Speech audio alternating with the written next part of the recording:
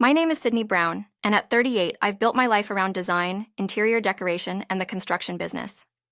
My father, Gerald Brown, runs the company I work for, though not many know about our connection. From a young age, my father noticed something different about me. I wasn't like other children. I had a natural talent for design, numbers, and visualizing spaces. My father often told me, "Sydney, you're special. One day I want you to take over the business."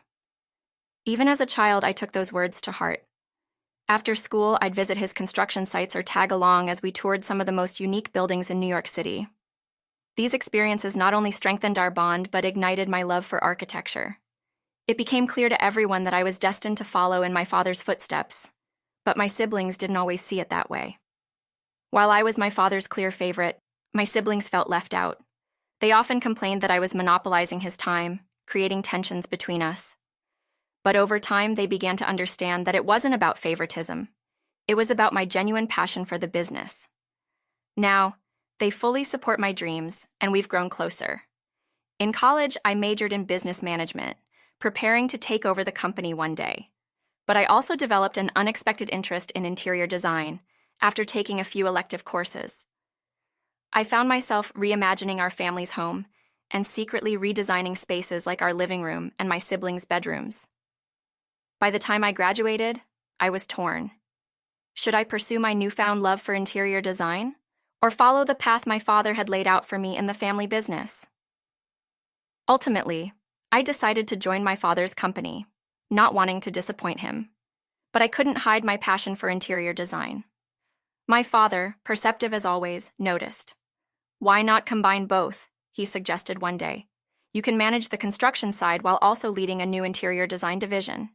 His proposal thrilled me, but I also knew it would come with challenges. Despite my excitement, there was pushback from others within the company. Some didn't think an interior design division was necessary, while others questioned why I had such a prominent role. To avoid further complications, I asked my father to keep our relationship a secret. Only a handful of people knew we were related. This secrecy protected me from accusations of nepotism, but it also created an invisible barrier between me and my colleagues. Nevertheless, the new division thrived. By integrating interior design into our architectural projects, we set our company apart from the competition, and business soared. I was finally able to embrace both sides of my passion, design and architecture, finding fulfillment in my work every day. It was all thanks to my father's support and vision. But my personal life, which had seemed so perfect, was about to take a dark turn.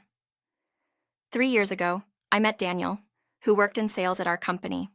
He had a way of lighting up any room he entered, always the center of attention with his humor and charisma. I remember how his jokes in the company cafeteria would make everyone laugh, including me. It wasn't long before I found myself drawn to him. His lightheartedness was refreshing, and soon we started dating. Our relationship progressed quickly, and within a year we were married. At the time, I thought I had everything: a flourishing career and a loving husband. But early on, I struggled to tell Daniel the truth about my father's role in the company. I feared he might think I was bragging, or worse, that it would change the dynamics of our relationship. So, I kept quiet. The day came when Daniel met my father for the first time. After dinner, as we drove home, I finally confessed, "I've been meaning to tell you, my father is the president of the company." Daniel, always quick with a joke, laughed and said, "I thought you were just talking about the house." He didn't seem to take it seriously, and I let the moment pass, hoping he'd come to terms with it eventually.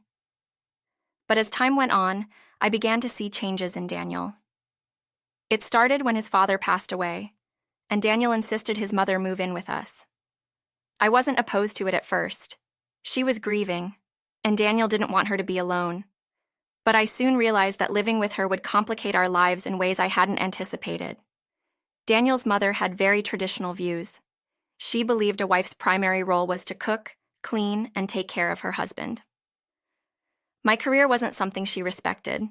She often made snide comments about me working late and not being womanly enough. "A wife should always put her husband first," she'd say, implying that my dedication to my job was somehow neglecting Daniel. And to my surprise, Daniel started to adopt her views. At first, he defended me, insisting that times had changed.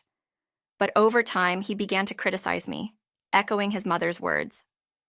"A wife should at least make breakfast for her husband," he'd say, or, "Maybe it's time to focus more on our family."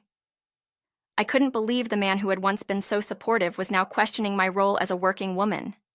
Things escalated quickly.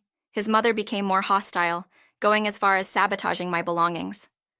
One morning, I found my new heels drenched in water.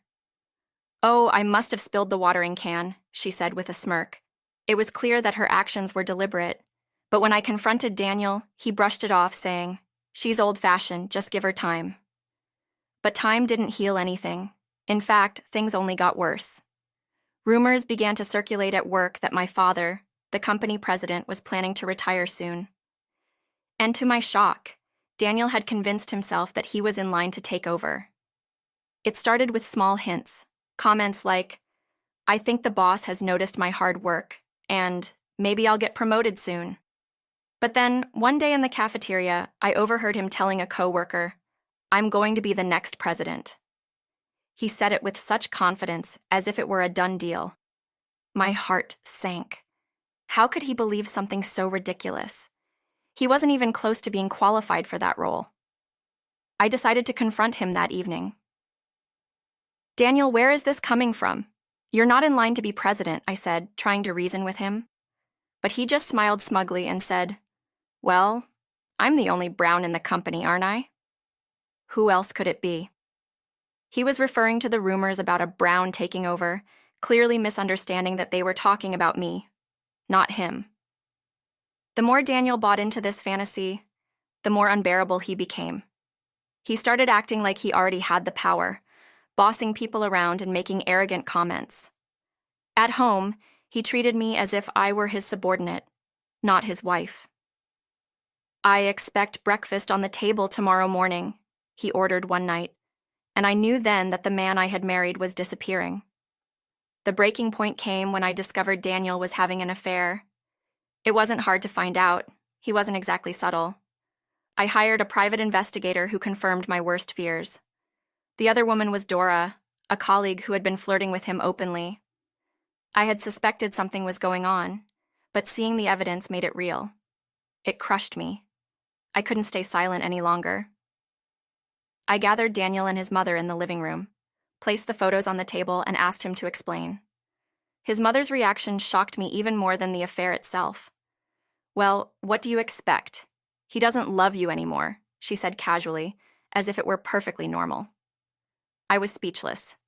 The betrayal from Daniel hurt deeply, but his mother's indifference cut even deeper. I realized in that moment that neither of them cared about me. I had been a convenience, nothing more. But I wasn't going to let them walk all over me. I called my father and asked him to come over. When he arrived, Daniel's arrogance vanished. He hadn't expected the company president, my father, to be the one at the door. "Mr. President," Daniel stammered, his face turning pale. My father, calm but firm, addressed him directly. "You're fired, effective immediately," he said. "Not only have you disrespected my daughter, but your conduct at work has been disgraceful." Daniel tried to apologize, but it was too late. My father had heard enough. He turned to Daniel's mother and said, "Your son will never be president. Sydney is the one taking over the company." The look on her face was priceless, utter disbelief mixed with shock. After that confrontation, I packed my things and left.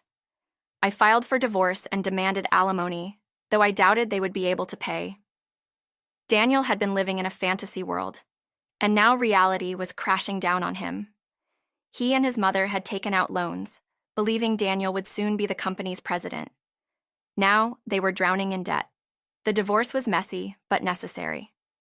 I finally felt free from their toxicity and lies. I moved back into my own apartment and focused on rebuilding my life.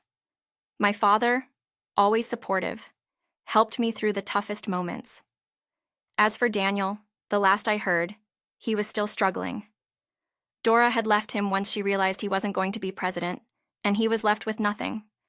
His mother, too, was facing financial ruin, unable to keep up with the lavish lifestyle she had tried to maintain.